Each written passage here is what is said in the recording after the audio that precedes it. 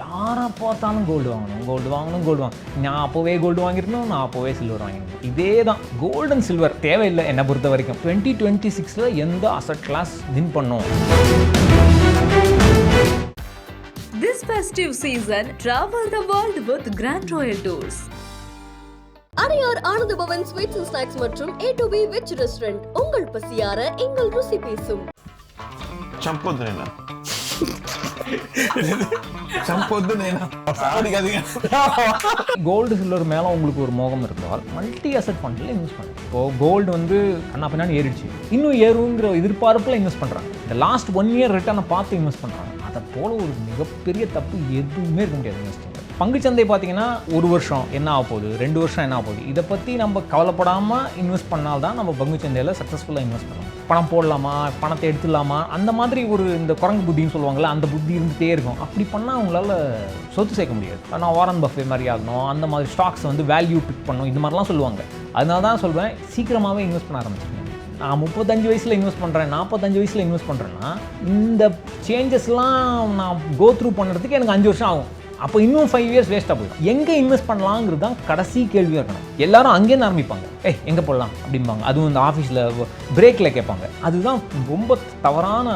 எது கடைசியாக கேட்கணுமோ அதை முதல்ல கேட்டிங்கன்னா முதல் கோணல் முற்றிலும் போகணும். நம்ம இன்வெஸ்ட் பண்ணணும்னு வந்துட்டோம், இங்கே இந்த பக்கம் பண்ணியிருந்தா கொஞ்சம் பெட்டராக கிடச்சிருக்குமோ அப்படின்னு நினைக்கிறவங்களும் வந்து இருப்பாங்க இல்லையா? ஸோ அந்த மாதிரி எப்படி பேலன்ஸ் பண்ணுறது? அதாவது சோஷியல் மீடியாவில் டேட்டா போடுறவங்க ஆல்மோஸ்ட் 99% ஒழுங்காக ரிசர்ச் பண்ணி டேட்டா போடுறாங்க. அதாவது பிக்கெஸ்ட் ப்ராப்ளம் டெக்னாலஜி தான். டெக்னாலஜி வந்துடுச்சு. இப்போ யாரும் ஸ்டாக் ரிசர்ச்சும் பண்ணதில்லை, மியூச்சுவல் ஃபண்ட் ரிசர்ச்சும் பண்ணதில்லை. கேட்டுக்கிறாங்க, இதில் போடலாமா அதில் போடலாமான்னு. கேட்டால் நான் ரிசர்ச் பண்ணுறேன்னு வேறு எல்லாருக்கிட்டையும் சொல்லிப்பாங்க.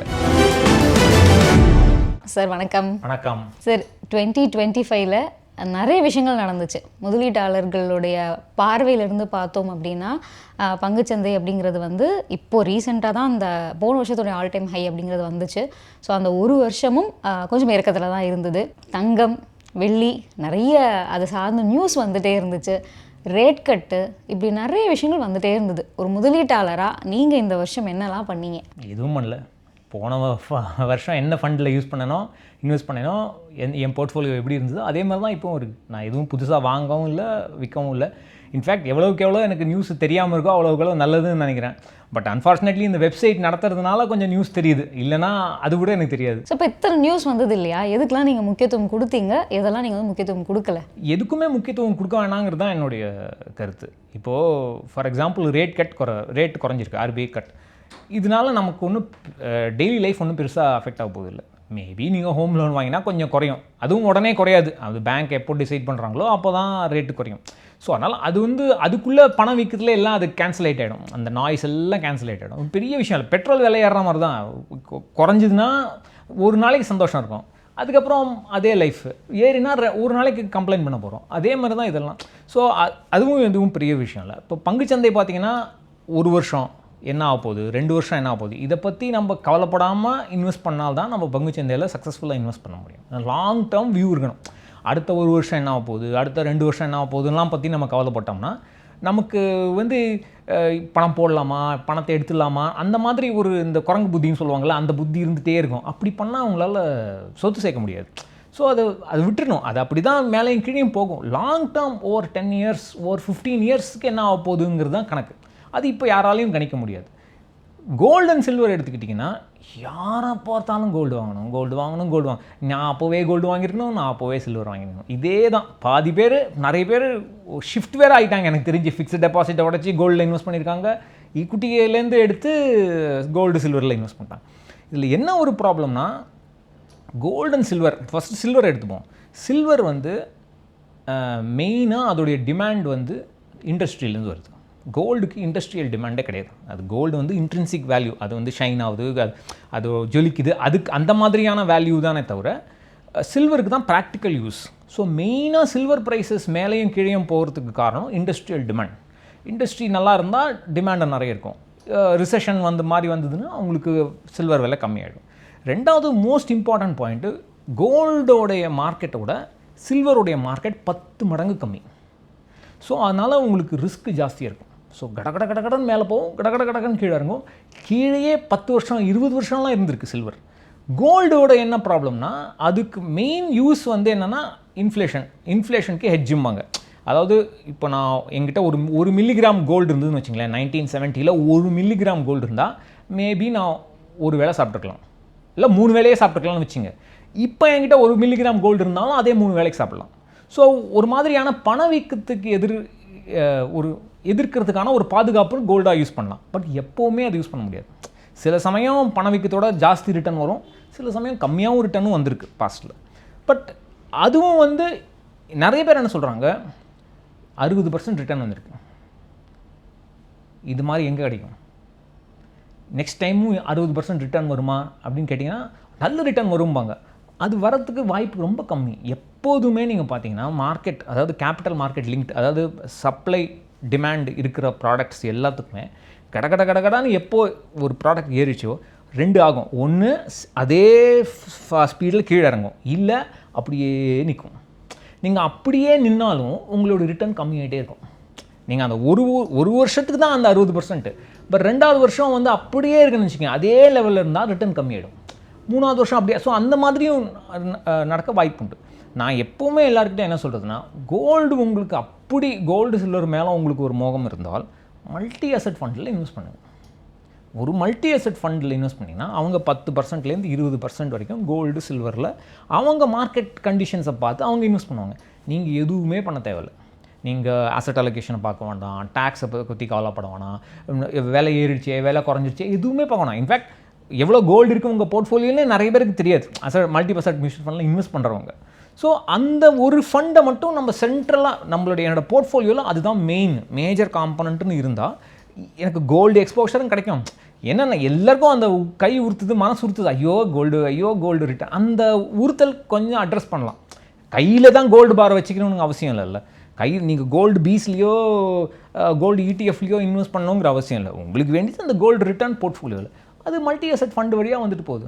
ஸோ உங்களுக்கு டாக்ஸேஷனுக்கும் ப்ராப்ளம் இல்லை, உங்களுக்கு அந்த ஃபோமாவும் அட்ரஸ் பண்ண மாதிரி ஆகிப்போச்சு. ஸோ அதுதான். அதனால் இந்த ஒரு வருஷம் இப்போ என்ன ஆகுது, இந்த மாதிரியான மார்க்கெட் நியூஸ்லாம் ஃபாலோ பண்ணுறதுனால எந்த யூஸும் இல்லை. கண்டென்ட் க்ரியேட்டர்ஸ்க்கு தான் யூஸ், நமக்கு யூஸ் இல்லை. ப்ராக்டிக்கலாக சொல்ல போனால் அடுத்த வருஷம் 2026 எந்த அசெட் கிளாஸ் வின் பண்ணும் அப்படிங்கிறது யாராலையும் கணிக்க முடியாது. அது கணிச்சு யூஸும் இல்லை. பட் மொமெண்டம் அப்படின்னு சிலதெல்லாம் நம்ம பேசுகிறோம்ல சார், இதெல்லாம் தெரிஞ்சுக்கணுமா? தேவையில்லை என்னை பொறுத்த வரைக்கும். எல்லாத்துக்கும் ஒரு ரிஸ்க் இருக்குது. இப்போது வேல்யூ இன்வெஸ்டிங்னு சொல்லுவாங்க, மொமெண்டம் இன்வெஸ்டிங் சொல்லுவாங்க. நீங்கள் மொமெண்டம் இன்வெஸ்டிங்னா என்ன ஆகும்னா, கடைசி 1 மாதமோ கடைசி 3 மாதமோ மேலே போகிற ஸ்டாக்கையோ இல்லை மேலே போகிற அசட்டையோ வாங்குவாங்க. அடுத்த 1 மாதமோ அது மூவ் ஆகும், அதே மாதிரி மேலே மூவ் ஆகுங்கிற நம்பிக்கையில் வாங்குவாங்க. சில சமயம் ஆகும், சில சமயம் ஆகாது. பட் என்ன ஆகும்னா, மொமெண்டம் இன்வெஸ்டர்னால் மாற்றிக்கிட்டே இருக்கணும் போர்ட்ஃபோலியோ, அதுக்கு டேக்ஸ் பே பண்ணணும். ஸோ உங்களோட ரிட்டர்ன்ஸ் கம்மியாகிடும். அது யாரும் கண்டுக்கிறதே கிடையாது. எனக்கு ஆசை மொமெண்டம் இன்வெஸ்டராக இருக்கணுங்கிற ஆசைம்பாங்க. அதே மாதிரி வேல்யூ இன்வெஸ்டிங்கை நான் வாரன் பஃபே மாதிரி ஆகணும், அந்த மாதிரி ஸ்டாக்ஸை வந்து வேல்யூ பிக் பண்ணணும், இந்த மாதிரிலாம் சொல்லுவாங்க. பட் வேல்யூ இன்வெஸ்டிங்கில் என்ன ரிஸ்க்குன்னா, நீங்கள் ஒரு ஸ்டாக்கு யாருமே கண்டுக்காத ஒரு ஸ்டாக்கில் இன்வெஸ்ட் பண்ணணும். அது நீங்கள் இன்வெஸ்ட் பண்ணதுக்கப்புறம் மார்க்கெட் அதை ரெக்கக்னைஸ் பண்ணிடுச்சுன்னா கடை விலையேறும். பட் அந்த மார்க்கெட் ரெக்கக்னைஸ் பண்ணுறதுக்கு எவ்வளோ நாள் வேணால் ஆகலாம், பல வருஷங்கள் ஆகலாம். அந்த டைமுக்கு உங்களுக்கு போர் ரிட்டர்ன்ஸ் வரும். ஸோ அதுலேயும் எல்லாத்துலேயும் ஒரு ரிஸ்க் இருக்குது. இதை கண்டுபிடிக்கிறதுக்கும் நம்ம நிறைய டைம் ஸ்பெண்ட் பண்ணணும். ஆமாம், இது வந்து சில பேர் நம்ம எப்போவுமே சொல்கிற மாதிரி பட்டு தான் சிலதெல்லாம் தெரியும். நம்ம சொன்னால் சில விஷயம்லாம் கஷ்டம் சொல்கிறது. பட் அது பட்டும் தெரியாதவங்க இருக்காங்க. நான் 10 வருஷமாக இன்வெஸ்ட் பண்ணுறேன், எனக்கு எப்போவுமே ரிட்டர்ன்ஸ் நல்லா வரும், நான் எப்போவுமே கரெக்டாக மார்க்கெட் ப்ரெடிக்ட் பண்ணுறோன்னு சொல்கிறவங்களும் இப்போ இருக்காங்க. அவங்களுக்கு அந்த எப்போ வேணால் எது வேணால் ஆகலாம். அவங்க அந்த ஹாட் ஹேண்ட் ஃபேலசிம்பாங்க. எப்போவுமே 50 அடிச்சுட்டே இருக்க முடியாது ஒரு இன்னிங்ஸும். எப்போயாவது ஒரு தடவை டக்கில் அவுட்டாக தான். அந்த ரிஸ்க் தெரிஞ்சால் தான் கரெக்டாக இன்வெஸ்ட் பண்ண முடியும். ஸோ இந்த வருஷம் நான் வந்து பெருசாக எந்த நியூஸ்க்கும் நான் ரியாக்ட் பண்ணல அப்படின்னு நீங்கள் சொன்னீங்க. நீங்கள் வந்து ரொம்ப வருஷமாக இன்வெஸ்ட் பண்ணிட்டு இருந்திருக்கீங்க, நிறைய விஷயம் தெரியறதுனால உங்களால் அப்படி வந்து காமாக இருக்க முடியுது. நாங்கள் கொஞ்சம் கொஞ்சமாக இப்போ தான் முதலீட்டுக்குள்ளே வரோம். எங்களுக்கு நிச்சயமாகவே ஒரு பயம் இருக்குது. நீங்கள் சொன்ன மாதிரி இது 50% 60%ன்னு சொல்கிறாங்க. இந்த பக்கம் வந்து மார்க்கெட் அப்படிங்கிறது வந்து இப்போது கரண்ட்டாக வந்து ரிட்டர்ன்ஸ் இல்லாமல் இருக்குது. லாங் டர்மாக எங்களால் யோசிக்க முடியல சார். கரண்ட்டில் நாங்கள் நிறைய வந்து மேபி இது ஒரு செட் பண்ணுற நரேட்டிவாக கூட இருக்கலாம். அதுக்கு நாங்கள் வந்து ரியாக்ட் பண்ணிட்டு தான் இருக்கோம். இதை எப்படி மாற்றிக்கணும்? ரொம்ப கஷ்டம். அதாவது ஒன்று உள்ளூரவே இருக்கணும், ரியாக்ட் பண்ணாமல் இருக்கிறது என்னை பொறுத்த வரைக்கும் அது எனக்கு பிறவி குணம் தான். உண்மையாக சொல்லணும்னா நான் ஒன்றும் பெருசாக ஸ்பெஷலாக இல்லை ட்ரைனிங்லாம் எடுத்துக்கல. அது பிறவிலேயே நான் எனக்கு நியூஸ்லாம் ரொம்ப ஃபாலோ பண்ண மாட்டேன். அது எப்போதுமே உங்களுக்கு ஏதாவது பண்ணிகிட்டே இருக்கணும் அப்படிங்கிற மென்டாலிட்டிக்கு இருந்தால் உங்களுடைய போர்ட்ஃபோலியோ டெஃபினட்டாக அஃபெக்ட் ஆகும். ஸோ நான் என்ன சொல்கிறேன், அதுக்கு நீங்கள் உங்கள் போர்ட்ஃபோலியோவை இண்டெக்ஸோட கம்பேர் பண்ணுங்கள். என்டையர் போர்ட்ஃபோலியோ நான் சொல்கிறது கோல்டு, சில்வர், பாண்டு என்னெல்லாம் வச்சுருக்கீங்களோ டோட்டல் ரிட்டர்ன் அதை நீங்கள் ஒரு இண்டெக்ஸோட கம்பேர் பண்ணுங்கள். இதோட எனக்கு ஜாஸ்தி ரிட்டர்ன் வருதா கம்மியான ரிட்டர்ன் வருதா? அதாவது இண்டெக்ஸ் நான் சொல்கிறது, அந்த இண்டெக்ஸ்லையும் லெட்ஸே 40% ஃபிக்ஸ்டு இன்கம் இருக்கலாம், 60% ஈக்விட்டி இருக்கலாம். அந்த மாதிரியான ஒரு இண்டெக்ஸ் அதெல்லாம் அவைலபிள். Aggressive hybrid இண்டெக்ஸ்ம்பாங்க. அந்த மாதிரி ஒரு இண்டெக்ஸோட கம்பேர் பண்ணுங்கள். என் போர்ட்ஃபோலியோ அந்த இண்டெக்ஸோட நல்லா பண்ணிச்சா இல்லையா? நல்லா பண்ணலைன்னா அப்போ நான் பண்ணுறது தப்பு. நான் ஏதாவது பண்ணிகிட்டே இருக்கேன், மாற்றிட்டே இருக்கேன், புதுசாக இன்வெஸ்ட்மெண்ட் ஆட் பண்ணிகிட்டே இருக்கேன், இல்லை இங்கேருந்து அங்கே மாற்றிட்டே இருக்கேன், எனக்கு வந்து இந்த அலைப்பாயும் இது மைண்ட் இருக்குது. அது வந்து நான் பண்ணுறது தப்புன்னு முதல்ல தெரியும். அப்படி எப்படி தெரியும்னா டேட்டா வச்சு தான் தெரியும். இது வரைக்கும் நான் 2 வருஷம் நான் இன்வெஸ்ட் பண்ணியிருக்கேன். இந்த 2 வருஷத்தில் என்னுடைய ரிட்டர்ன்ஸ் வந்து மார்க்கெட்டோட கம்மியாக இருக்குது. அப்போனா எனக்கு ஏதோ தெரியுது, நான் ஏதோ பண்ணுறது தப்பு. சில சமயங்களில் நல்ல ரிட்டர்ன்ஸ் வரும். அது லக்குன்னு புரிஞ்சிக்கிறதுக்கு ஒரு மனப்பான்மை வேணும்.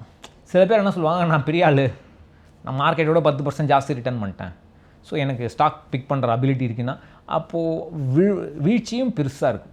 அதுதான் இது வந்து இந்த வேலையெல்லாம் இந்த ஜிம்னாஸ்டிக்ஸ் எல்லாம் வந்து ஒரு 4-5 வருஷத்தில் எல்லாம் செட்டில் டவுன் ஆகிடும் யூஸ்வலாக மக்களுக்கு. அதனால தான் சொல்வேன், சீக்கிரமாகவே இன்வெஸ்ட் பண்ண ஆரம்பிச்சிருங்க. நான் 35 வயசில் இன்வெஸ்ட் பண்ணுறேன், 45 வயசில் இன்வெஸ்ட் பண்ணுறேன்னா இந்த சேஞ்சஸ்லாம் நான் கோ த்ரூ பண்ணுறதுக்கு எனக்கு 5 வருஷம் ஆகும். அப்போ இன்னும் 5 இயர்ஸ் வேஸ்ட்டாக போயிடும். இப்போ நான் 25 வயசில் ஆரம்பிக்கிறேன்னு வச்சுங்க, நோ ப்ராப்ளம். அப்படி ஒரு 30 வயசில் எனக்கு ஓரளவுக்கு ஒரு தெளிவு வந்துடும், பரவாயில்ல, நான் ஒழுங்காக இன்வெஸ்ட் பண்ண ஆரம்பிச்சிடுவேன். அதனால தான் சீக்கிரம் இன்வெஸ்ட் பண்ணுறேன். சரி, இப்போ நான் வந்து இப்போ தான் முதலீட்டுக்குள்ளே வரேன். இப்போ நீங்கள் சொன்ன மாதிரி அடுத்த வருஷம் மார்க்கெட்டில் என்ன நடக்குது, அதுக்கடுத்த வருஷம் என்ன நடக்குது, நான் கண்டுக்காமலே இருக்கணும் அப்படின்னா இப்போது முதலீட்டுக்குள்ளே என்ட்ரு ஆகும்போது எனக்கு என்னென்னலாம் தெரியணும்? தயவுசெய்து மார்க்கெட்டை பற்றி ஃபாலோவே பண்ணாதீங்க. அதாவது நான் யங்ஸ்டர்ஸ்க்கு என்ன சொல்லுவேன்னா, ஒரு சிம்பிளாக ஒரு இண்டெக்ஸ் ஃபண்டில் போட்டுருங்க. 60% இண்டெக்ஸ் ஃபண்டு, மீதி வந்து 40% இபிஎஃப்ஓ, என்பிஎஸ்ஓ, அவங்க சேலரிடாக இருக்கும் பட்சத்தில். சேலரிடாக இல்லைன்னா பிபிஎஃப். இந்த 2 போதும், வேறு எதுவுமே தேவையில்லை. அவங்க ஃபோக்கஸ் எல்லாமே அவங்களுடைய ஹெல்த்து, அவங்களுடைய ஃபேமிலி, அவங்களுடைய இன்கம் இன்க்ரீஸ் பண்ணுறதுக்கு வழி. நான் இப்போது இவ்வளோ சம்பாதிக்கிறேன், அடுத்த 5 வருஷத்தில் என்னோடய சேலரி எவ்வளோ இருக்க போகுது, நான் அதுக்கு என்ன பண்ண போகிறேன், இதுக்கு மட்டுமே அவங்க. அதாவது அவங்கள வந்து அவங்க சேலரிடாக இருந்தால் கூட அவங்களுக்கு அந்த ஆண்டர்ப்ரனர் மாதிரி யோசிக்க தெரியணும், அந்த பிஸ்னஸ் மேன் மாதிரி யோசிக்க தெரிஞ்சால்தான் அவங்க இதெல்லாம் பற்றி கவலைப்பட மாட்டாங்க. நம்மளுக்கு ஒரு டிஸ்ட்ராக்ஷன் வேணும். ஒரு நல்ல டிஸ்ட்ராக்ஷன் வந்து என்னோடய இன்கம் நான் இன்க்ரீஸ் பண்ணணும், என்னோடய ஃபிட்னஸ் நான் இன்க்ரீஸ் பண்ணணும். இந்த மாதிரியான கோல்ஸ் ஆர் மச் பெட்டர். அது நான் பாட்டு இன்வெஸ்ட் பண்ணுறப்பா, அது பாட்டு வரப்போ நான் மார்க்கெட்டை பார்க்க போதில்லை. அந்த மாதிரி செல்வம் சேர்த்தவங்க நிறைய பேர் இருக்காங்க. அதுதான் பெஸ்ட் ஐடியாங்கிறது என்னுடைய கருத்து. சார், ஒரு முக்கியமான பாயிண்ட், அதை நானுமே உங்ககிட்ட அட்ரஸ் பண்ணணும்னு நினச்சேன். நீங்கள் ஸ்டார்ட் பண்ணிட்டீங்க இன்கம் வந்து இன்க்ரீஸ் பண்ணுறது. இன்றைக்கி என்ன பண்ணுறோம் அப்படின்னா, எந்த ப்ராடக்ட்டில் பங்குச்சந்தை சார்ந்த ஒரு ப்ராடக்ட்டோ இல்லை வந்து கவர்மெண்ட் ஸ்கீம்ஸோ எதில் ரிட்டர்ன்ஸ் அதிகமாக வருது அப்படின்னு ஒரு இதை சேஸ் பண்ணி நம்ம இங்கே டைமை வந்து ட்ரேட் பண்ணுறோமோ அப்படின்னு எனக்கு வந்து தோணுது. But at the same time இன்னொரு பக்கம் இதை அட்ரஸ் பண்ணணும். பங்குச்சந்தையில் வெல்த் கிரியேஷன் பண்ணுறதுக்கு பணம் அப்படிங்கிறது நம்ம நிறையவே இன்வெஸ்ட் பண்ணணும் இல்லையா? அதுக்கேற்ற மாதிரி தானே நமக்கு வந்து க்ரியேஷன் இருக்கும். ஸோ இது எப்படி பார்க்குறீங்க? நிறைய டைம் இங்கே ஸ்பெண்ட் பண்ணிருக்கோம்ல, எந்த ப்ராடக்ட் வந்து நமக்கு நிறைய ரிட்டர்ன்ஸ் கொடுக்குது, ஃபண்ட்ஸ்ன்னு எடுத்துக்கிட்டாலே ஏகப்பட்ட ஃபண்ட்ஸ் இருக்கு இல்லையா? ஸோ இதை எப்படி அட்ரஸ் பண்ணலாம்? இதுதான் நான் சொல்கிறது, ஒரு எக்ஸ்பீரியன்ஸ் வேணும், ஒரு புரிதல் வேணும். இப்போது கோல்டு வந்து கண்ணா பின்னான்னு ஏறிடுச்சு. நிறைய பேர் வந்து அது 60% 70% ரிட்டர்ன். இப்போ அந்த 70% பீக்லேருந்து கொஞ்சம் இறங்கிருக்கு. இப்போது ஒரு லாஸ்ட் 1 month 1.5 months அந்த பீக்குக்கு முன்னாடியே மக்கள் வந்து இன்னும் ஏறுங்கிற எதிர்பார்ப்பில் இன்வெஸ்ட் பண்ணுறாங்க. இந்த லாஸ்ட் 1 year ரிட்டர்னை பார்த்து இன்வெஸ்ட் பண்ணுறாங்க. அதை போல் ஒரு மிகப்பெரிய தப்பு எதுவுமே இருக்க முடியாது இன்வெஸ்டிங்கில். நீங்கள் லாஸ்ட் 1 year ரிட்டர்னில், அதுவும் பர்டிகுலர்லி எல்லாரும் அதை பற்றி பேசிகிட்டு இருக்காங்கன்னா அதுதான் ஒர்ஸ்ட் டைம் டு இன்வெஸ்ட். அப்போ தான் டெஃபினட்டாக இன்வெஸ்ட் பண்ணக்கூடாது. இது வந்து பங்குச்சந்தைக்கும் பொருந்தும் இல்லை சார்? எல்லாத்துக்கும் பொருந்தும். அதாவது நீங்கள் லாங் டேர்ம் இன்வெஸ்டராக இருந்தால் கவலை இல்லை. நான் பாட்டு போட்டுட்ருக்கேன்ப்பா, எஸ்ஐபி போடுறேன், அது இபிஎஃப் மாதிரி மாதம் அதை பிடிக்கிட்டு, அந்த மாதிரி ஒரு ஆட்டிடியூட் இருந்தால் ப்ராப்ளம் இல்லை. இல்லை எனக்கு வந்து நான் ரிட்டர்ன் சேஸ் பண்ணுறேன், எனக்கு ரிட்டர்ன் சேஸ் பண்ணுறேங்கிற மைண்ட் செட் உங்களுக்கு இருந்தால், இருக்கக்கூடாது, பெட்டர் ஐடியாலாக இருக்கக்கூடாது. அப்படி இருந்தால் யாருமே பேசாத அசட் கிளாஸில் இன்வெஸ்ட் பண்ணணும். எல்லாரும் கோல்டை பற்றி பேசுகிறாங்க. நீங்கள் ஓலா டிரைவர்லேருந்து ஆட்டோ டிரைவர்லேருந்து எல்லாரும் அந்த மாதிரி லெவலுக்கு ஒரு அசட் கிளாஸ் பாப்புலர் ஆகிடுச்சின்னா டெஃபினட்டாக நீங்கள் இன்வெஸ்ட் பண்ணதுக்கப்புறம் அதே ரிட்டர்ன் வராதுங்கிறது ஆல்மோஸ்ட் கேரண்டியாக நீங்கள் அது புரியணும். எல்லாரும் அதுதான் பண்ணுவாங்க. அதாவது என்ன சொல்லுவாங்க பழமொழின்னா, closing the door after the horses லெஃப்ட்னுவாங்க. அதாவது குதிரை வெளியே போயிடுச்சு, அதுக்கப்புறம் நீ கதை சாத்தினா என்ன சாத்தாட்டானா, அந்த மாதிரியான ஒரு மைண்ட் செட். அது மாற்றுறதுக்கு எக்ஸ்பீரியன்ஸ் தான் பெஸ்ட்டு டீச்சர். நீங்கள் அது யாருமே இப்போ ஃபார் எக்ஸாம்பிள் ஸ்மால் கேப்ஸே எடுத்துங்களேன். ஸ்மால் கேப்ஸ் ரிட்டர்ன்ஸ் நல்லா இருக்கும்போது எல்லாரும் ஸ்மால் கேப்பில் இன்வெஸ்ட் பண்ணுவாங்க. இப்போ ஸ்மால் கேப்ஸ் நல்லா சரிஞ்சிடுச்சு. இப்போ யாருமே ஸ்மால் கேப்ஸ் பற்றி பேச மாட்டாங்க. இப்போ தான் இன்வெஸ்ட் பண்ணணும். உங்களுக்கு அடுத்த 1 வருஷம் 2 வருஷம் 3 வருஷத்தில் ஸ்மால் கேப்ஸ்லேருந்து ரிட்டர்ன் வரணுங்கிற ஒரு ஷார்ட் டேர்ம் மைண்ட் செட் இருந்தால், நான் லாங் டேர்ம் இன்வெஸ்டரை பற்றி பேசல, இந்த ஷார்ட் டேர்ம் இன்வெஸ்டராக இருந்தால் யாரும் பேசாத அசட் கிளாஸில் இன்வெஸ்ட் பண்ணுறதுக்கும் ஒரு தைரியம் வேணும். அந்த தைரியம் நிறைய பேர்கிட்ட கிடையாது. அதுதான் ப்ராப்ளம். ஸோ இப்போ நீங்கள் சொல்லியிருந்தீங்க யங்ஸ்டர்ஸ்க்கு லாங் டேர்ம் விஷனோட போங்க, உங்களை டிஸ்ட்ராக்ட் பண்ணிக்கோங்க அப்படின்னு. ஓவர் த இயர்ஸ்லேருந்து இப்போ நீங்கள் பார்த்துருப்பீங்களா, இப்போ இருக்கக்கூடிய உங்களுடைய மனநிலை எப்படி இருக்குது? நீங்கள் நிறைய பேரை சந்திச்சிருப்பீங்க, நிறைய உங்கள்கிட்ட கொஸ்டின்ஸாக வச்சுருப்பாங்க. எப்படி இருக்காங்க, என்னென்ன மாதிரி விஷயங்கள்லாம் அவங்க மாற்றிக்கணும்? அதாவது பிக்கெஸ்ட் ப்ராப்ளம் டெக்னாலஜி தான். அதாவது மனிதர்களோட மனநிலை மோரர்லெஸ் அப்படியே தான் இருந்திருக்கு. 300 வருஷத்துக்கு முன்னாடி அதே ஆசாபாசங்களும் க்ரீடு எல்லாமே இருந்திருக்கு. இப்போவும் அதே தான் இருக்க போகுது. அது ஒன்றும் பெரிய மாற்றம் இல்லை. ப்ராப்ளம் என்னென்னா, எல்லாருக்கும் டெக்னாலஜி பயங்கர ஆக்சசிபிள். ஒரு மொபைல் ஃபோன் அப்படி பாக்கெட்லேருந்து எடுத்தோம்னா விற்கலாம், வாங்கலாம், தப்பு பண்ணுறதுக்கு ரொம்ப ஈஸியாக போயிடுச்சு. ஸோ அதுதான் ஒரு பெரிய ப்ராப்ளம். அதை கண்ட்ரோல் பண்ணுறதுக்கு நிறைய பேருக்கு கஷ்டமாக இருக்குது. ஃபார் எக்ஸாம்பிள், அப்போல்லாம் நீங்கள் ஸ்டாக் வாங்கணும் விற்கணும்னா நீங்கள் பேப்பரில் எழுதி கொடுக்கணும், எக்ஸ்சேஞ்சுக்கு நீங்கள் எழுதி கொடுக்கணும். அது பெரிய ப்ராசஸ். நீங்கள் எக்ஸ்சேஞ்சுக்கு போகணும், எழுதி கொடுக்கணும். அதுக்கு சோம்பேறித்தனப்படுத்த 2-3 பேர் விட்டுருவாங்க, விற்காமல் வாங்காமல் விட்டுருவாங்க. இப்போ அதெல்லாம் கவலையே இல்லை. டெக்னாலஜி வந்துடுச்சு. இப்போ யாரும் ஸ்டாக் ரிசர்ச்சும் பண்ணுறதில்ல, மியூச்சுவல் ஃபண்ட் ரிசர்ச்சும் பண்ணதில்லை. கேட்டுக்கிறாங்க, இதில் போடலாமா அதில் போடலாமான்னு கேட்டால் நான் ரிசர்ச் பண்ணுறேன்னு வேறு எல்லாருக்கிட்டையும் சொல்லிப்பாங்க. அவங்க பண்ணிட்டு மாட்டாங்க. அதனால் இந்த டெக்னாலஜி நம்மளுடைய வாழ்க்கையை ஈஸியாக்க நம்ம தவறுகளுடைய ரேட்டும் ரொம்ப ஜாஸ்தியாகுது. அதே தவறுகள் தான், புது தவறுகள் இல்லை, பட் அதை அடிக்கடி செய்கிறோம். அதுதான் பயமாக இருக்குது. சரி, இப்போ நீங்கள் சொன்னீங்க அந்த டெக்னாலஜி இருக்கிறதுனால நம்ம உடனே விற்கிறோம், உடனே வாங்குகிறோம். இப்போ இந்த மாதிரி அடிக்கடி பை செல் பண்ணுறதுனால என்ன விஷயம் நடக்கும்? உங்களுக்கு அதாவது யாரும் கம்பேர் பண்ண மாட்டாங்க. அதுதான் நான் சொல்கிறேனே, நீங்கள் அடிக்கடி விற்கிறீங்க வாங்குறீங்கன்னா உங்களுடைய டோட்டல் போர்ட்ஃபோலியோ நீங்களே ஒரு பெஞ்ச் மார்க் டிசைட் பண்ணிக்கணும். நிஃப்டியோ இல்லை அக்ரெசிவ் ஹைப்ரிட், அதாவது பாதி ஃபிக்ஸட் இன்கம் பாதி ஈக்விட்டி, அந்த மாதிரி ஒரு பெஞ்ச் மார்க். இதுதான் இப்போ என்னோடய பெஞ்ச் மார்க். நான் ஒரு இன்வெஸ்டராக இந்த பெஞ்ச் மார்க்கை அட்லீஸ்ட் அந்த ரிட்டர்ன்ஸாவது எனக்கு வரணும். அப்படி இல்லைன்னா நான் பண்ணுறது ஏதோ தப்பு அப்படிங்கிற அதான் நான் எல்லாருக்கிட்டே சொல்கிற மாதிரி ஒரு இன்வெஸ்ட்மெண்ட் டைரி ஒன்று எழுதுங்க. அது யாருக்கும் தெரிய வேணாம். அதை போய் ட்விட்டர்லையோ இதில் போஸ்ட் பண்ணணுங்கிற அவசியம் இல்லை. இன்ஃபேக்ட் அது போஸ்ட் பண்ணவே கூடாது. நமக்கு அது பர்சனல் மேட்டர். இதுதான் என்னுடைய இந்த பெஞ்ச் மார்க். இதை நான் I should try to beat அப்படின்னு அவங்க பிளான் பண்ணி அதை அவங்க ட்ராக் பண்ணணும். அப்போ தான் தெரியும். ஒரு 1 year 2 year இது பண்ணுறதுல தப்பு இல்லை. ஃப்ரீக்வெண்ட்டாக பை செல் பண்ணுறதுல ஒன்றும், அதுதான் எல்லாருக்கும் கற்றுக்க வழி. பட் அது ட்ராக் பண்ணால் தான் தெரியும் நம்ம பண்ணுறது ரைட்டாக தப்பாக.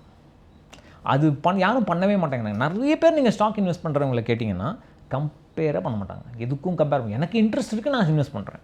பட் அது அவங்களுடைய போர்ட்ஃபோலியோ பணவீக்கத்தை முறியடிச்சுதா, இல்லை நிஃப்டியில் அந்த பணத்தெல்லாம் நிஃப்டியில் சும்மா ஒரு இண்டெக்ஸ் ஃபண்டில் போட்டிருந்தா இதோட நிறைய ரிட்டர்ன் வந்திருக்குமா, இதெல்லாம் யாரும் பார்க்குறதே இல்லை.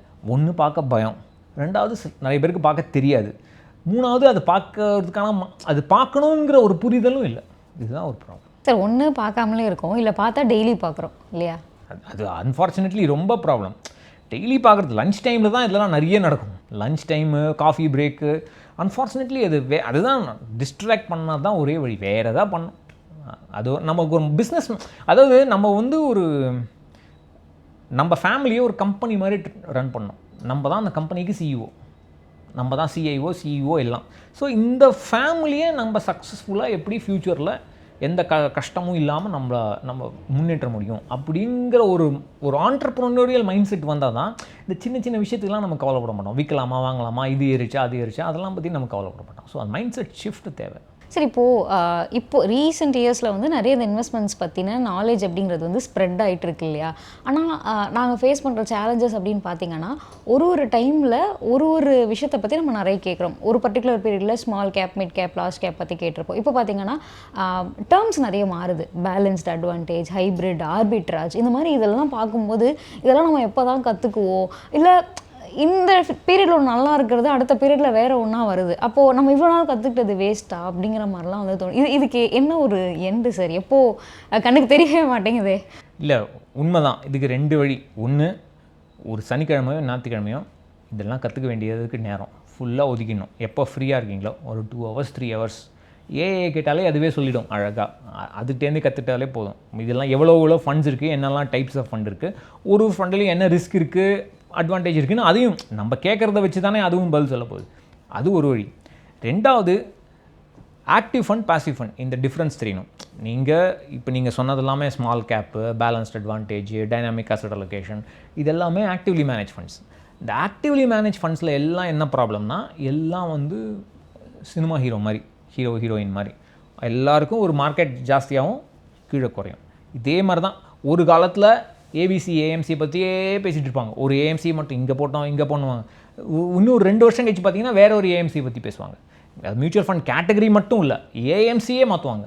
ஸோ இது எல்லாத்துக்கும் சொல்யூஷன் வந்து ஒன்று புரிஞ்சுக்கணும், என்னெல்லாம் இன்வெஸ்ட் பண்ணலாம், எங்கெல்லாம் இன்வெஸ்ட் பண்ணலான்னு. 2வது, இந்த மாதிரி நான் ஆக்டிவ் ரூட்டில் தான் போகிறேன், நான் ஆக்டிவ்லி மேனேஜ் ஃபண்டை தான் இன்வெஸ்ட் பண்ண போகிறேங்கிற உங்களுக்கு ஒரு நம்பிக்கை இருந்தால், ஒரு புரிதல் இருக்கணும். எப்போவுமே பீட் பண்ண முடியாது மார்க்கெட்டை. மேலேயும் கீழே தான் பர்ஃபார்மன்ஸ் இருக்கும். நீங்கள் எப்போதுமே பெஸ்ட் ஃபண்டில் இன்வெஸ்ட் பண்ணி இருக்கவே முடியாது. ஒரு டைமில் நீங்கள் பார்க்கும்போது நீங்கள் இன்வெஸ்ட் பண்ணுறதுக்கு முன்னாடி பெஸ்ட் ஃபண்டில் இன்வெஸ்ட் பண்ணிங்கன்னா, மர்ஃபீஸ் லா மாதிரி நீங்கள் இன்வெஸ்ட் பண்ண ஆரம்பித்தோடனே அது பெஸ்ட் ஃபண்ட்லேருந்து இறங்கிடும். இப்படியே மேலேயும் கீழேயும் ஆசிலேட் ஆகிட்டே இருக்கும். இந்த ஆசிலேஷன்ஸை இப்போ நான் ஏன் எதுவுமே பண்ணுறதில்லைன்னு சொல்கிறேன்னா, இப்படி தான் என் வாழ்க்கை இருக்க போகிறதுங்கிற ஒரு புரிதல் எனக்கு வந்துடுச்சு. இப்படி சில சமயம் பார்த்தா நல்லாயிருக்கும், சில சமயம் பார்த்தா போர்ட்ஃபோலியோ நல்லா இருக்காது, சரி இருந்துட்டு போகுது அப்படிங்கிற அந்த ஒரு மெச்சூரிட்டி வந்துடுச்சுன்னா ஓகே. இல்லை, ஐயோ எனக்கு நான் பெஸ்ட் ஃபண்ட்ஸில் இல்லையே, என்னோடய ஃபண்டோட நிறைய ஃபண்ட்ஸு நல்லா பண்ணுது, வேறு கேட்டகரி நல்லா பண்ணுது அப்படிங்கிற உங்களுக்கு அந்த ஃபீலிங் இருந்தால் இதுக்கு முடிவே கிடையாது. நீங்கள் சுற்றிட்டே இருப்பீங்க. எலியை பிடிக்கிற கலர் தான் இது. அது சரி வராது. அதனால தான் சொல்கிறேன், எல்லோரும் பாசிவ் ஃபண்டில் இன்வெஸ்ட் பண்ணுங்கள். சும்மா ஒரு Nifty 50, Nifty 100, maybe even Nifty 500 ஏதோ ஒரு ஃபண்டில் இன்வெஸ்ட் பண்ணோம்னா ஃபுல் மார்க்கெட் கவரேஜ் எனக்கு கிடச்சிடுது.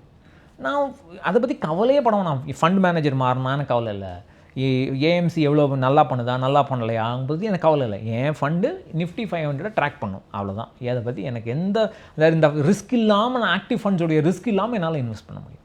அதுதான் எனக்கு தெரிஞ்ச ஐடியல் ஃபார் யங்ஸ்டர்ஸ் பர்டிகுலர்லி. சரி, போனால் நம்ம டேட்டாவாக அப்படி பார்க்கும்போது இது ஓரளவுக்கு ரொம்ப நம்ம கன்சர்வேட்டிவாக இந்த இண்டெக்ஸ் ஃபண்ட் அப்படின்னு எடுத்துக்கிட்டோம்னா இது போதும் அப்படின்னு நம்ம இருக்கிற மாதிரி இருக்கும். இந்த பக்கம் பார்த்தா நிறைய காமிச்சிட்டே இருக்காங்க இல்லையா, இத்தனை பர்சன்டேஜ் வந்திருக்கு, இத்தனை பர்சன்டேஜ் வந்திருக்கு. அந்த இடத்துல லைட்டாக ஒருவேளை நம்ம அதை ட்ரை பண்ணியிருக்கலாமோ. அதாவது நான் வந்து ஹெவியாக ரிட்டர்ன்ஸ் சேஸ் பண்ணுறவங்களை பற்றி நான் அந்த ஆங்கிளில் பேசலை. பட் ஸ்லைட்டாக நம்ம இன்வெஸ்ட் பண்ணணும்னு வந்துட்டோம், இங்கே இந்த பக்கம் பண்ணியிருந்தால் கொஞ்சம் பெட்டராக கிடச்சிருக்குமோ அப்படின்னு நினைக்கிறவங்களும் வந்து இருப்பாங்க இல்லையா. ஸோ அந்த மனநிலை எப்படி பேலன்ஸ் பண்ணுறது? அதாவது சோஷியல் மீடியாவில் டேட்டா போடுறவங்க ஆல்மோஸ்ட் 99% ஒழுங்காக ரிசர்ச் பண்ணி டேட்டா போடுறதில்ல. இப்போது எல்லோரும் என்ன சொல்லுவாங்க, கடைசி 2 வருஷம் பார்த்தியா இந்த ஆக்டிவ் ஃபண்டெல்லாம் மார்க்கெட்டை பீட் பண்ணிடுச்சு அப்படிமா. ஸோ அந்த ஆக்டிவ் ஃபண்டில் இன்வெஸ்ட் பண்ணுறோம் என்ன நினைப்பான், ஐயோ அந்த ஃபண்டில் இன்வெஸ்ட் பண்ணிடலாமே. பட் 2 வருஷம் முன்னாடி அந்த ஃபண்டு தான் மார்க்கெட்டை பீட் பண்ணணும்னு யாராலையும் சொல்ல முடியாது. இதுக்கப்புறம் இப்போ 2023 யாராலையும் சொல்லியிருக்க முடியாது, 2025 இதெல்லாம் வின்னர்ஸ்னு. டேட்டா ரொம்ப கிளியராக சொல்லுது. அதான் நீங்கள் ஒரே ஒரு பீரியடை மட்டும் பார்க்கக்கூடாது, எல்லா பாசிபிள் பீரியடும். ஒரு 5 year பீரியட்னா ஜஸ்ட்டு லாஸ்ட் 5 year அதுக்கு முந்தின 5 year மட்டும் பார்க்கக்கூடாது. அந்த ஃபண்டோட ஹிஸ்ட்ரி எப்போ ஆரம்பிச்சதோ அது எவ்ரி பாசிபிள் 5 year பீரியடை நீங்கள் பார்த்தீங்கன்னா 50% தான் அந்த ஃபண்டு. டிப்பிக்கலாக மோஸ்ட் ஃபண்ட்ஸ் வந்து இண்டெக்ஸை பீட் பண்ணும். ஸோ என்னால் வந்து ஃப்யூச்சர் வின்னர்ஸ் யாருன்னு என்னால் சொல்லவே முடியாது. எல்லாரும் இந்த past performance disclaimer, mutual funds are subject to market risk, past performance is not representative of future பர்ஃபார்மன்ஸுங்கிறத அந்த பிஸ்னு மறந்துடுவாங்க, அவ்வளோதான்.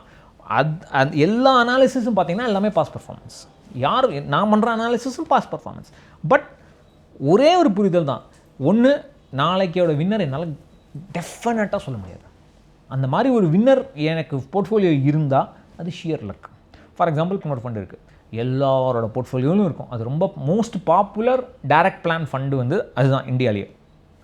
பட் நான் வந்து அந்த ஃபண்டில் NFO இன்வெஸ்டர், நான் முதல் அது நான் 10லேருந்து இன்வெஸ்ட் பண்ணுறேன். எல்லோரும் நிறைய பேர் என்ன நினைக்கிறாங்க, வா பெரிய அனாலிசிஸ் பண்ணி பெரிய ஃபண்ட், சத்தியமாக அதெல்லாம் கிடையாது. ஏதோ குட்டாம்போக்கில் இன்வெஸ்ட் பண்ணது தான், ஏதோ லக்கு அந்த ஃபண்டு நல்லா பர்ஃபார்ம் பண்ணிடுச்சு. அதை தவிர நிறைய அதுக்கு முன்னாடி அது ஃபண்ட் இன்வெஸ்ட் பண்ணதுக்கு முன்னாடி நிறைய ஃபண்ட்ஸில் நான் இன்வெஸ்ட் பண்ணியிருக்கேன். அதெல்லாம் ஃபண்டெல்லாம் மார்க்கெட்டை விட கம்மியாக பர்ஃபார்ம் பண்ணியிருக்கேன். அதெல்லாம் விற்றுட்டு தான் இந்த மாதிரி ஒரு சின்ன போர்ட்ஃபோலியோ, போதும் இனிமேல் எதுவும் செய்யக்கூடாதுங்கிற ஒரு நிலைமைக்கு வந்திருக்கேன். ஸோ அதுதான் ஒன்று, எல்லாமே நம்மளால் ஃப்யூச்சர் வின்னர்ஸை டெஃபினட்டாக நம்மளால் ஃபோர்காஸ்ட் பண்ண முடியாதுங்கிற ஒரு அண்டர்ஸ்டாண்டிங் இருக்கணும். அதனால தான் இந்த சோஷியல் மீடியா அனாலிசிஸ் எல்லாம் பார்க்காதீங்கன்னு சொல்கிறேன். ஸோ பட்டு சாரோட போர்ட்ஃபோலியோ அதிகபட்சமாக எத்தனை பர்சன்டேஜ் வரைக்கும் விழுந்திருக்கு மார்க்கெட் சரியாக பர்ஃபார்ம் பண்ணாத நேரங்களில்? நான் பார்த்ததே இல்லை, உண்மையாக சொல்லணுன்னா பார்த்ததில்லை. மேபி ஒன்று வேணால் சொல்லலாம். அதாவது இப்போது மார்ச் 2020, அதாவது மார்க்கெட் விழுது, கோவிட்னால மார்க்கெட் கடகடன் கிராஷ் ஆகுது. அப்போ தான் ரீசெண்டாக எல்லோரும் பார்த்த கிராஷுங்கிறது அதுதான் கடைசி 5 வருஷத்தில். அந்த கிராஷில் என்னுடைய ரிட்டர்ன்ஸ் பார்த்தீங்கன்னா, நான் ஜூன் 2008 மார்ச் 2023 சம் டேட், அந்த 2 பீரியடுக்கு நடுவில் இருக்கிற டோட்டல் ரிட்டர்ன் 2.75% ஆகிடுச்சு இந்த கிராஷ்னால். முன்னாடி வந்து 17% 18% இருந்தது, 2.75% ஆகிடுச்சு. ஆனால் என்னுடைய வெல்த் வந்து பெருசாக ஒன்றும் குறையில. அந்த ஃபைனான்ஷியல் இண்டிபெண்டன்ஸ் சொல்கிறோமே, அப்போவும் நான் ஃபைனான்ஷியல் இண்டிபெண்டாக தான் இருந்தேன், கிராஷோட பாட்டம்லேயும் இருந்தேன். அதனால் ரிட்டர்ன்ஸை பற்றி ரொம்ப பார்க்கக்கூடாதுங்கிறது எனக்கு ஒரு பெரிய புரிதல் அப்போ தான். ஏன்னா நம்ம கையில் எவ்வளோ பணம் இருக்குது, இப்போ என்கிட்ட 100 ரூபா இருக்குன்னா இந்த 100 ரூபா வச்சுட்டு நான் என்ன பண்ண முடியும், அதோட மதிப்பு என்ன, இப்போ எனக்கு ரிட்டையர் ஆகணும்னா அந்த 100 ரூபா வச்சுட்டு நான் எவ்வளோ நாள் காலத்தை ஓட்டலாம் அப்படிங்கிற ஒரு மைண்ட் செட் மாறணும். இந்த ரிட்டர்ன் சேஸ் பண்ணுறதுலேருந்து இது ரிட்டர்ன், இது ஜாஸ்தி ரிட்டர்ன், இது கம்மியான ரிட்டர்னுங்கிற இந்த ரிட்டர்ன் அனாலிசிஸ்லேருந்து என்னுடைய போர்ட்ஃபோலியோட மதிப்பு என்ன. நான் எல்லாருக்கிட்டையும் எல்லாம் சொல்லுவேன்னா, இந்த டிசம்பர் மாதம் அட்லீஸ்ட் சென்னையில் இருக்கிறவங்களுக்கு, தமிழ்நாட்டில் இருக்கிறவங்களுக்கு டிசம்பர் மாதம் ஒரு ப்ளசண்ட்டான மாதம், கொஞ்சம் குளிர மாதிரி ஒரு ஃபீலிங் வரும். அப்போ ரொம்ப குளிராட்டாலும் அந்த டைமில் கொஞ்சம் வேர்வையெல்லாம் இல்லாமல் கொஞ்சம் காமாக அவங்க போர்ட்ஃபோலியோவை அவங்களுடைய கோலுக்கு, இப்போ ஃபார் எக்ஸாம்பிள் என்னோடய பையனுக்கு நான் ஃப்யூச்சர் காலேஜுக்கு நான் இன்வெஸ்ட் பண்ணுறேன். முதல்ல நான் என்னோடய டார்கெட் எவ்வளோ, நான் இப்போ ஃபஸ்ட் ஸ்டாண்டர்ட் இருக்கும்போது நான் இன்வெஸ்ட் பண்ண ஆரம்பிக்கணும்னு வச்சுங்களேன். அப்போது என்னோடய இன்ஜினியரிங் படிக்கணும்னு வச்சுங்க, அப்போது என்னோடய டார்கெட் எவ்வளோ, இப்போ எனக்கு டார்கெட் எவ்வளோ, இப்போ கரண்ட் காலேஜில் இன்ஜினியரிங் ரேட் என்ன, இப்போ ஒரு 5 வருஷம் 10 வருஷத்தில் மாறி இருக்கும், அந்த ரேட்டுக்கும் இப்போ எங்கிட்ட இருக்கிற போர்ட்ஃபோலியோக்கும் எவ்வளோ வேல்யூ, இந்த ஒரு கம்பேர் பண்ணிகிட்டே இருக்கணும். அதனால் நான் எப்போவுமே பேரண்ட்ஸ்க்கு என்ன சொல்லுவேன்னா, இந்த அமௌண்ட்டை மட்டும் கேளுங்க. என் பேரண்ட்ஸ் என்ன பண்ணுவாங்க, இவன் எங்கே சேர்ந்தான், அவன் எங்கே சேர்ந்தான், பாரு அவன் அவ்வளோ சம்பாதிக்கிறான், அவன் பெரிய காலேஜ், இந்த மாதிரி கம்பேர் பண்ணுவாங்க. இதெல்லாம் பார்க்காதீங்க, இது வச்சு ஒன்றும் பண்ண முடியாது. உன் பையன் என்ன, உனக்கு என்ன எழுதியிருக்கோ அதுதான். பட் எவ்வளோ செலவழிக்கணும், அந்த செலவு எப்படி மாறுது. ஃபார் எக்ஸாம்பிள் மெடிக்கல் காலேஜ் சீட்னா இந்த வருஷத்துக்கு 5 வருஷம் கழிச்சு எவ்வளோ மாறி இருக்குது, இப்போ என்கிட்ட எவ்வளோ காசு இருக்குது, இந்த மாதிரி நம்ம அனலைஸ் பண்ண ஆரம்பிச்சிட்டோம்னு வச்சிங்களேன், நீங்கள் ரிட்டர்ன் பற்றி கவலைப்பட மாட்டீங்க. நான் பாட்டு இன்வெஸ்ட் பண்ணுறேன்ப்பா, என் ரிட்டர்ன் என்ன ஆனவா இருந்தேன், எனக்கு வந்துடுச்சு, எனக்கு இப்போ என்னால் என்னுடைய பொண்ணை டாக்டர் ஆக்க முடியும். அப்போ அந்த மாதிரி ஒரு மைண்ட் செட் ஷிஃப்ட் வந்தால் நீங்கள் ரிட்டர்ன்ஸ் சேஸ் பண்ண மாட்டீங்க. அதே மாதிரி நான் இப்போ ரிட்டையர் ஆகிட்டேன், இந்த ரிட்டையர்மெண்ட் என்ன மார்க்கெட் சரிஞ்சாலும் என்னால் அடுத்த 40 வருஷத்துக்கு எனக்கு பணம் இருக்குது. ஸோ இந்த கோல் பேஸ்ட் இன்வெஸ்டிங்னு அதுக்கு தான் சொல்கிறேன். நான் அந்த ரிட்டர்ன் சேஸ் பண்ணுறதுக்கு பதிலாக என்னுடைய பணத்தின் போர்ட்ஃபோலியோவின் மதிப்பு எவ்வளோ, எனக்கு என்ன வேணும், அதுதான் முதல் கேள்வி. அதுதான், அதுலேருந்து தான் எல்லாம் ஆரம்பிக்கணும். எங்கே இன்வெஸ்ட் பண்ணலாங்கிறது தான் கடைசி கேள்வியாக இருக்கணும். எல்லோரும் அங்கேருந்து ஆரம்பிப்பாங்க, எங்கே போடலாம் அப்படிம்பாங்க, அதுவும் இந்த ஆஃபீஸில் பிரேக்கில் கேட்பாங்க. அதுதான் ரொம்ப தவறான. எது கடைசியாக கேட்கணுமோ அதை முதல்ல கேட்டிங்கன்னா முதல் கோணல் முற்றிலும் கோணல், அதுதான் பிரச்சனை. This festive season, travel the world with Grand Royal Tours. அரையார் Ananda Pawan sweets and snacks மற்றும் A2B வெஜ் ரெஸ்டாரண்ட் உங்கள் பசியார எங்கள் ருசி பேசும். చంపొద్దు నేను